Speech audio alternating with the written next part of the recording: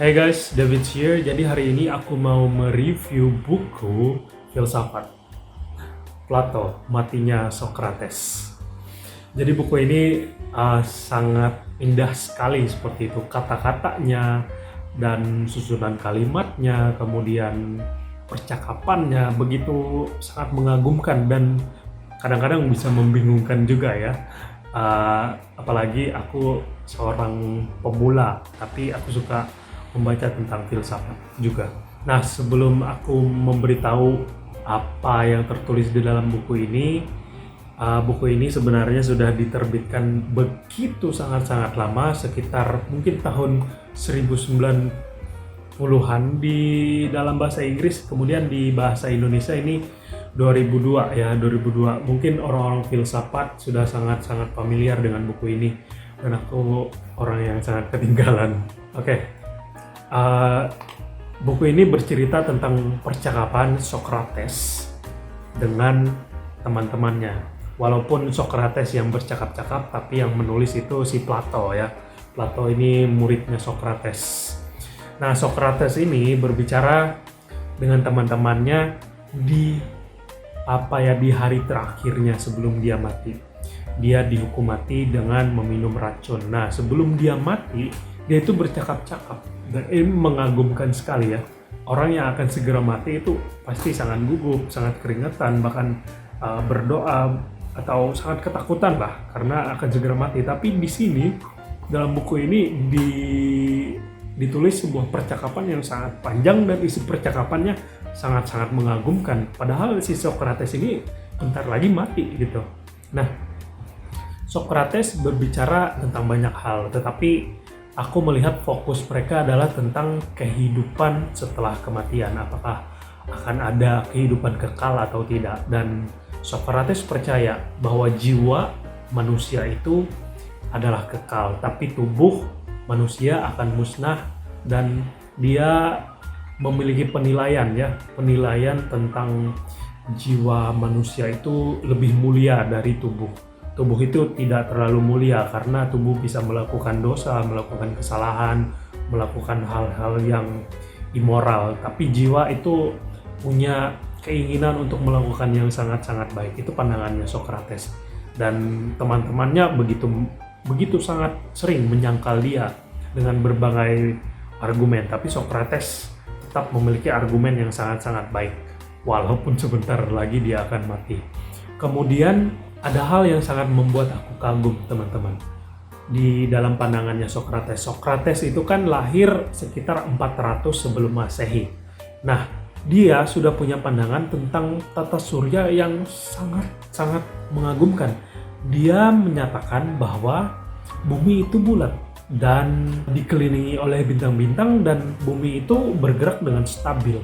Dan begitu banyak hal-hal lain yang dia sampaikan. Padahal Galileo Galilei itu menyatakan bumi itu bulat sekitar ratusan tahun setelah Masehi. Dan Galileo Galilei kita tahu dia akhirnya dieksekusi mati karena melanggar peraturan agama, karena percaya bumi itu bulat.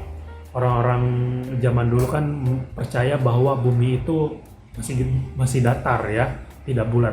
Tetapi Socrates ini sebelum Masehi loh, 400 tahun sebelum Masehi, dan ratusan tahun kemudian baru ada Galileo Galilei. Bedanya itu bahkan ratusan sampai ribuan tahun. Socrates ini punya pandangan bahwa bumi itu bulat. Ini sangat mengagumkan sekali ya, karena Socrates pun di zamannya dia itu masih belum ada pelayaran mengelilingi bumi. Tidak ada pelayaran yang terlalu jauh. Mereka tidak berani terlalu jauh, jadi hanya sekitar situ. Socrates juga percaya bahwa di ujung pantai itu ketika kita berlayar terus sampai ke sana akan ada tanah-tanah lain atau ada daratan-daratan lain, dan akan ada lubang-lubang tanah lain untuk berteduh atau seperti gunung-gunung. Socrates percaya itu sangat mengagumkan pada zaman itu. Kita harus memandang pemikiran Socrates itu ketika kita merasa kita di zaman Socrates ya teman-teman. Socrates itu berpikir dunia itu bulat, kemudian akan ada daratan daratan lain selain kita tinggal di daratan ini. Ini pemandangan atau teori yang sangat-sangat hebat ya. Ini membuat aku kagum juga dengan apa yang disampaikan oleh Socrates. Aku sering mendengarkan cerita tentang Socrates percaya bahwa tentang kehidupan kekal, kemudian tubuh itu tidak terlalu mulia. Tetapi di ujung buku ini tidak terlalu banyak cerita tentang itu. Ini yang membuat aku kagum tentang hebatnya nalar Socrates seperti itu. Dan akhirnya di akhir cerita si Socrates ini diberikan secangkir air racun, kemudian dengan tenang dia meminumnya dan disuruh berjalan-jalan sedikit setelah minum. Lalu ketika tubuh sudah mulai agak kurang stabil, lalu berbaring dan akhirnya dia mati. Nah, seperti itu. Itu ceritanya dalam buku ini.